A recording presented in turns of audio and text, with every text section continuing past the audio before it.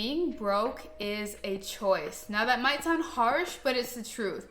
After earning my CPA and spending 4 years working in the accounting field, I realized that there's one common thread and one major financial mistake that leads people to be broke. And if you are broke, you do not have to be. What you first need to understand is that there is a difference between being poor and being broke. Being poor, by definition, means that you are lacking sufficient money to live at a standard considered comfortable or normal in society. But the definition of being broke is having completely run out of money. So if you are poor, that means you don't have enough money to cover your basic essential living expenses.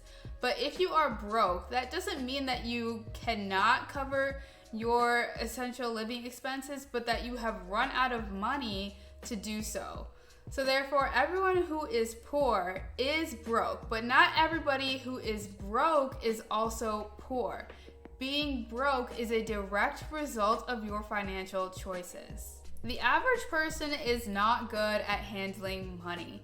Financial literacy is not taught in most schools, and many people think that as they grow up, they'll just figure out how to handle their money as they go along. And obviously, this has turned out to be a really bad idea, and we've seen this manifest in the student loan debt crisis and the fact that there are many six-figure earners who are still living paycheck to paycheck and struggling to get by. In fact, almost 60% of Americans cannot cover a $1,000 emergency expense, and that is troubling. So what should we do about this? I heard a quote from the author and speaker Emmanuel Acho, who said, "The reason why most people fail is because they give up what they want most for what they want now."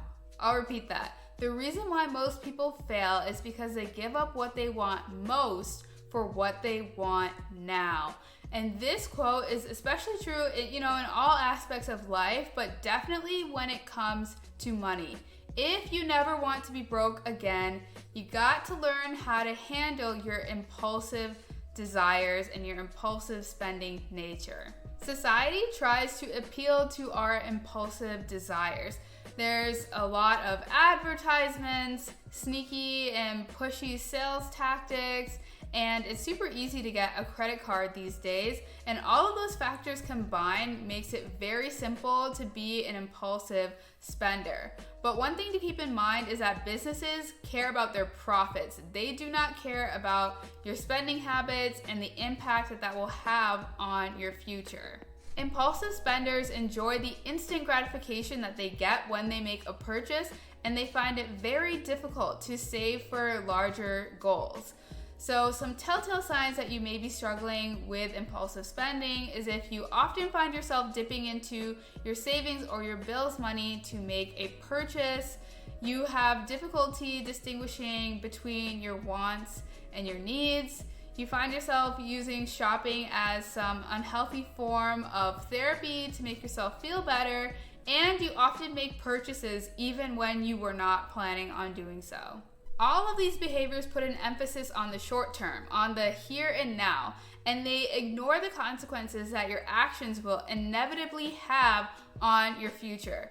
So if you can really learn how to manage your impulsive spending, you will never be completely out of money, and then you will never be broke again. And here are 3 tips to help you learn to manage impulsive spending. I've had lots of conversations in real life and with people who message me on Instagram or through email asking me about how to be better with their money, where to start on their financial journey. And the number one thing you have to do when starting out on your financial journey is to track your spending.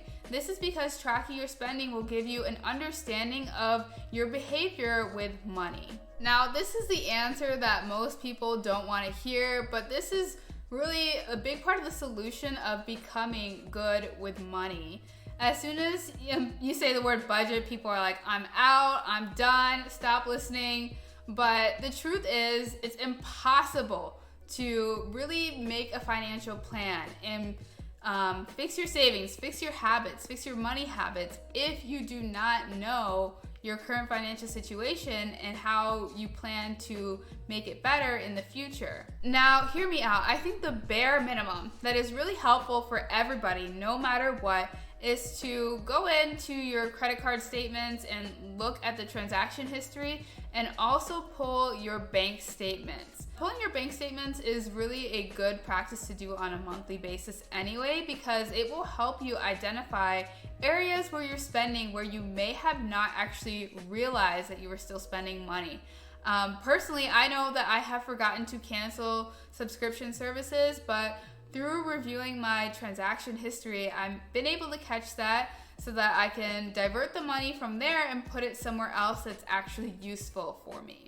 From there, you can go ahead and set a budget for yourself. So write out your income, your planned expenses, and your planned savings goals for the month.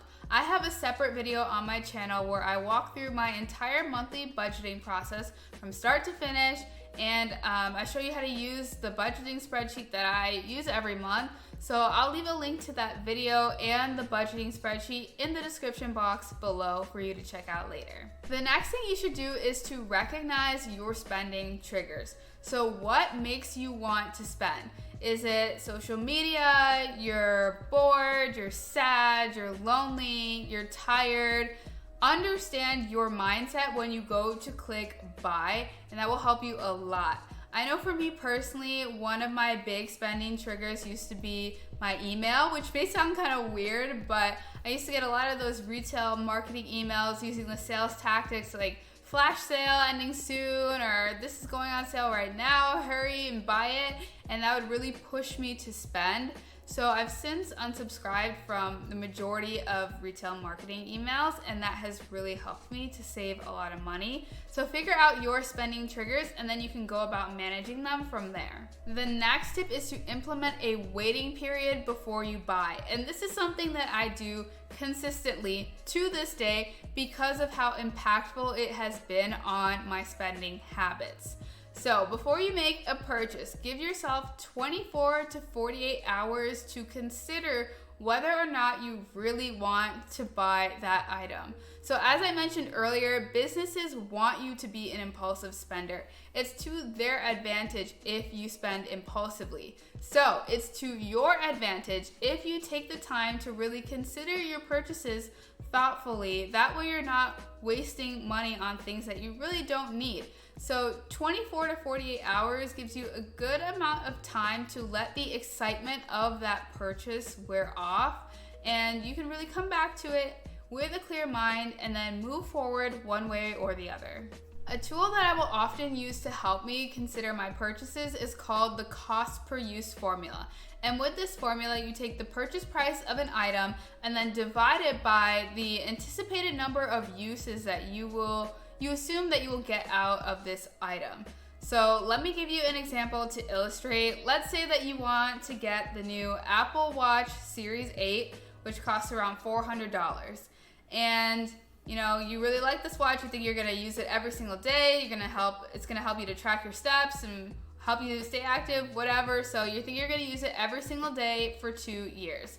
So you take $400 and you divide that by 365 times 2, and that will give you a cost per use of roughly 55 cents. But let's say that you were planning on maybe only using that watch for 6 months. So if you take that cost of $400 and divide it by 180, that will give you a cost per use of around $2.18. So you can use this formula to really discover whether this purchase is a good thing to go through with, just depending on the amount of anticipated uses you're going to get out of that item. Once you're no longer broke, that's when the real fun begins, because that's when you can start to build wealth through investing. So click the video on the screen for step-by-step instructions on how to start investing in index funds. And don't forget to subscribe to my channel for more personal finance content.